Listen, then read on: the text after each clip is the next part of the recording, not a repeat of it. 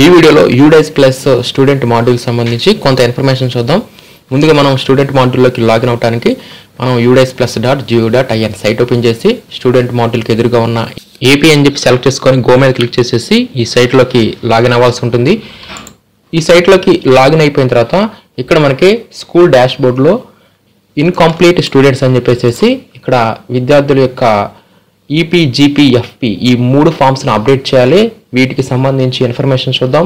ఇక్కడ మనకి వీటికి సంబంధించి ఆప్షన్ అయితే ఇచ్చారే కానీ ఓన్లీ జీపీ ఫామ్కి మాత్రమే ఆ డేటా అనేది అప్డేట్ అవుతుంది. ఇంకా ఈపీ ఫామ్కి, ఎఫ్పీ ఫామ్కి ఆ డేటా అనేది అప్డేట్ చేయటం లేదంటే సేవ్ చేయడానికి ఆప్షన్ ఇంకా ఎనేబుల్ చేయలేదు. అంటే అక్కడ కొంత ఎర్రర్ ఉంది కాబట్టి మనకి జీపీ ఫామ్ ఒక్కటే అప్డేట్ అవుతుంది. అంటే మనం జీపీ ఫామ్ మీద క్లిక్ చేస్తే ఇక్కడ ఉన్న ఈ డేటా మొత్తానికి సేవ్ అవ్వడానికి ఇక్కడ మనకి చివరిలో అప్డేట్ ఉంది. ఇలా అప్డేట్ మీద క్లిక్ చేస్తే మనం ఇచ్చిన డేటా మొత్తం సేవ్ అవుతుంది. అదేవిధంగా నెక్స్ట్ మీద క్లిక్ చేస్తే ఎన్రోల్మెంట్ డీటెయిల్స్లోకి వెళ్తుంది.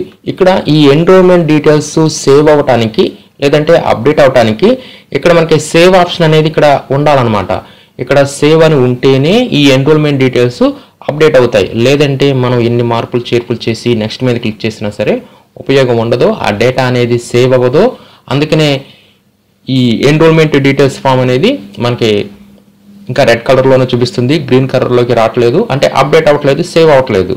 అదేవిధంగా మనం నెక్స్ట్ మీద క్లిక్ చేస్తే ఈ ఫెసిలిటీస్ డీటెయిల్స్ ఈ వివరాలు కూడా సేవ్ అవ్వడానికి కూడా మనకి ఎలాంటి సేవ్ ఆప్షన్ కానీ అప్డేట్ ఆప్షన్ కానీ ఇంకా ఇక్కడ మనకి ఎనేబుల్ అనేది చేయలేదు. కాబట్టి ఈ విధంగా ఎన్రోల్మెంట్ డీటెయిల్స్కి అదేవిధంగా ఫెసిలిటీస్ డీటెయిల్స్ ఈ 2 ఫామ్స్ సేవ్ చేయడానికి ఆ ఆప్షన్ ఇంకా ఎనేబుల్ చేయలేదు. కాబట్టి ఫైనల్లో నెక్స్ట్ మీద క్లిక్ చేసి డాష్బోర్డ్లోకి వెళ్తే ఇక్కడ మనకి ఫామ్ స్టేటస్లో ఒక జీపీ ఫామ్ ఒక్కటే సేవ్ అవుతుంది.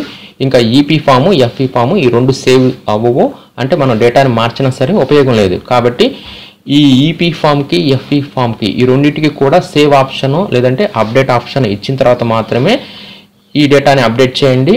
ఈ రెండింటికి సంబంధించి సేవ్ ఆప్షన్ ఇచ్చిన తర్వాత మరలా మీకు వీడియో రూపంలో తెలియజేయడం జరుగుతుంది. కాబట్టి ప్రస్తుతం అయితే మాత్రం నేను వీడియో చేసేటప్పుడు ఇంకా ఈ ఆప్షన్స్ ఇంకా ఎనేబుల్ చేయలేదు.